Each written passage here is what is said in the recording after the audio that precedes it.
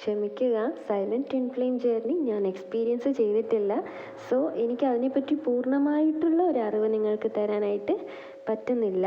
പക്ഷേ എനിക്കറിയാവുന്ന കുറച്ച് കാര്യങ്ങൾ ഞാൻ പറഞ്ഞുതരാം. ഞാൻ എക്സ്പീരിയൻസ് ചെയ്തത് നോർമൽ ട്വിൻ ഫ്ലെയിം ജേർണിയാണ്. ഒരു നോർമൽ ട്വിൻ ഫ്ലെയിം ജേർണി എന്ന് പറയുന്നത് ഈ ഭൂമിയിൽ തന്നെ റെയറായിട്ട് കാണപ്പെടുന്ന ഒന്നാണ് അല്ലേ. അതിലും റെയറാണ് silent twin flame journey. Normal twin flame ജേർണിയിലുള്ള എല്ലാ സ്റ്റേജസും സൈലന്റ് ട്വിൻ ഫ്ലെയിം ജേർണിയിലും ഉണ്ട്. പക്ഷേ കുറച്ച് വ്യത്യാസങ്ങളുണ്ടെന്ന് മാത്രം. ഈ നോർമൽ ട്വിൻ ഫ്ലെയിം ജേർണിയിൽ ആദ്യത്തെ മീറ്റിംഗ് സ്റ്റേജും ബബിൾ ഫേസും കഴിഞ്ഞ് DM സെപ്പറേഷനിലേക്ക് പോകുന്നു. പക്ഷേ DM ഇടയ്ക്കിടെ DFൻ്റെ അടുത്തേക്ക് വരും. അങ്ങനെ വരുന്നത് DFന് ട്രിഗേഴ്സ് കൊടുക്കാൻ വേണ്ടിയിട്ടാണ്. ഈ ഒരു ജേർണി എന്ന് പറയുന്നത് ഒരു ഓൺ ആൻഡ് ഓഫ് റിലേഷൻ തന്നെയാണ്. പക്ഷേ സൈലന്റ് ട്വിൻ ഫ്ലെയിം ജേർണിയിൽ മീറ്റിംഗ് സ്റ്റേജും ബബിൾ ഫേസും ഒക്കെ കഴിഞ്ഞാൽ DM സെപ്പറേഷനിലേക്ക് പോകുന്നു. പിന്നീട് ആൾ തിരിച്ചു വരില്ല. പിന്നെ സൈലൻ്റ് ആയിട്ട് ഇങ്ങനെ അങ്ങ് ഇരിക്കുകയാണ്.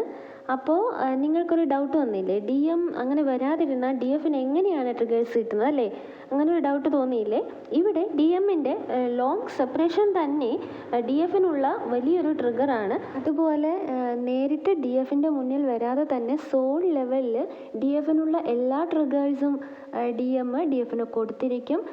പിന്നെ അതിപ്പോൾ ഡ്രീംസിലൂടെ ആയിരിക്കാം, സോൾ ലെവലിൽ ഇങ്ങനെ ഫീൽ ചെയ്യുന്നത് വഴിയാകാം. പക്ഷേ ഇവിടെ DFനുണ്ടാകുന്ന ഏറ്റവും വലിയ ട്രിഗർ എന്ന് പറയുന്നത് DM തിരിച്ച് വരാതിരിക്കുന്ന ഒരവസ്ഥയാണ്. അതുവഴി DF ആകെ തകർന്നു പോകുന്നു. കാത്തിരിക്കുന്നതിലൂടെ ഇനി പ്രതീക്ഷയ്ക്ക് വകയില്ല എന്ന് ചിന്തിക്കുന്നതോടുകൂടി അങ്ങനെ തകർന്നിരിക്കാതെ അവിടെ നിന്ന് സ്ട്രോങ് ആയിട്ട് തിരികെ എഴുന്നേൽക്കുന്നു. ഡിവൈൻ്റെ മുന്നിൽ സറണ്ടർ ആകുന്നു. പിന്നീട് DF സെൽഫ് ലവിലേക്ക് പോവുകയാണ്. പിന്നെ ഇന്നർ വർക്ക് സ്റ്റാർട്ട് ചെയ്യുകയാണ്. അതുവഴി സ്പിരിച്വലി അവേക്കൻഡായി മാറുന്നു. DF ഇവിടെ ഇന്നർ വർക്ക് ചെയ്തുകൊണ്ട് സ്പിരിച്വലി ഉയരുന്നത് വഴി മറുപുറത്ത് DM സ്പിരിച്വലി ഉയരുകയാണ്. രണ്ടാളും സ്പിരിച്വലി അവേക്കൻഡായ ശേഷം അവരുടെ യൂണിയൻ സംഭവിക്കുന്നു. ഈ സൈലന്റ് ട്വിൻ ഫ്ലെയിം ജേർണിയിൽ മീറ്റിംഗ് സ്റ്റേജും ബബിൾ ഫേസും കഴിഞ്ഞാൽ പിന്നെയുള്ള സ്റ്റേജസിലൊന്നും DM ഡയറക്റ്റ് വരില്ല. അതുകൊണ്ട് തന്നെയാണ് ഈ ഒരു journey silent twin flame journey എന്നറിയപ്പെടുന്നത്.